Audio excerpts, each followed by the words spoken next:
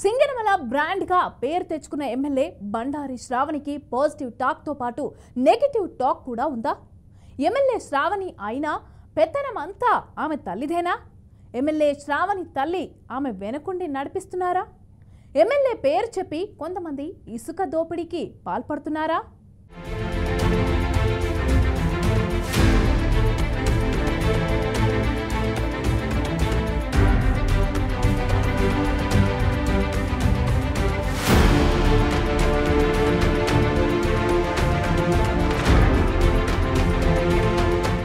సింగనమల టీడీపీలో వర్గపోరు ఎక్కువగానే ఉందని చెప్పవచ్చు. 2019 ఎన్నికల్లో బండారు శ్రావణి టికెట్ ఆశించడంపై తెలుగుదేశం పార్టీ నేతలే వ్యతిరేకించినట్లు తెలుస్తోంది. ఆ ఎన్నికల్లో ఓ వర్గ నాయకులు బండారు శ్రావణికి మద్దతు ఇవ్వకపోవడంతో ఆమె ఓటమి చవిచూడాల్సి వచ్చింది. అనంతరం 2024 ఎన్నికలు వచ్చేసరికి అధిష్టాన నియోజకవర్గంపై దృష్టి సారించి వర్గ విభేదాలు లేకుండా పార్టీ విజయానికి పనిచేయాలని గట్టిగా ఆదేశించడంతో కొంతమందికి ఇష్టం లేకపోయినా బండారు శ్రావణి విజయం కోసం పనిచేశారని నియోజకవర్గంలో గుసగుసలు వినిపిస్తున్నాయి.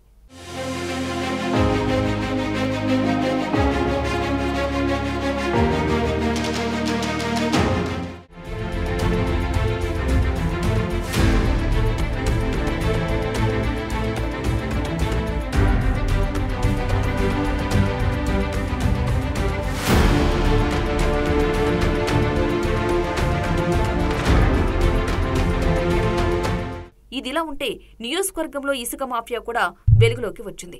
ఎమ్మెల్యే శ్రావణి పేరు చెప్పి ఆమె అనుచరులమంటూ కొంతమంది ఇసుక తరలిస్తున్నారని టాక్ వినిపిస్తోంది. ఇటీవలే ఓ ప్రభుత్వ అధికారిపై శ్రావణి ముఖ్య అనుచరుని అంటూ ఫోన్ సంభాషణ పెద్ద దుమార్మే రేపింది. మరోవైపు ఇటీవల ఆమె నియోజకవర్గంలో కాకుండా ఎక్కువగా హైదరాబాద్ కేంద్రంగానే ఉంటున్నారనే టాక్ కూడా వినిపిస్తోంది.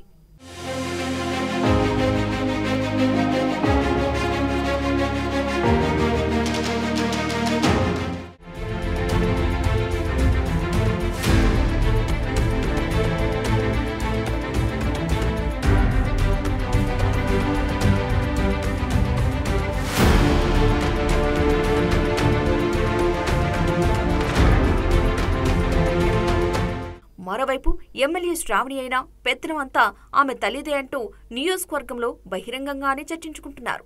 ఏ కార్యక్రమం చేయాలన్నా ముందుగా తమ తల్లి అనుమతులు తీసుకోవాలని, తల్లితో మాట్లాడిన తర్వాతే ఆ విషయం ఎమ్మెల్యే శ్రావణి దగ్గరికి వెళ్తుందనే విమర్శలు వినిపిస్తున్నాయి. తల్లి ఓకే అంటే ఎమ్మెల్యే కూడా ఓకే అనే విధంగా పనులు జరుగుతున్నాయని నియోజకవర్గంలో గుసగుసలు వినిపిస్తున్నాయి.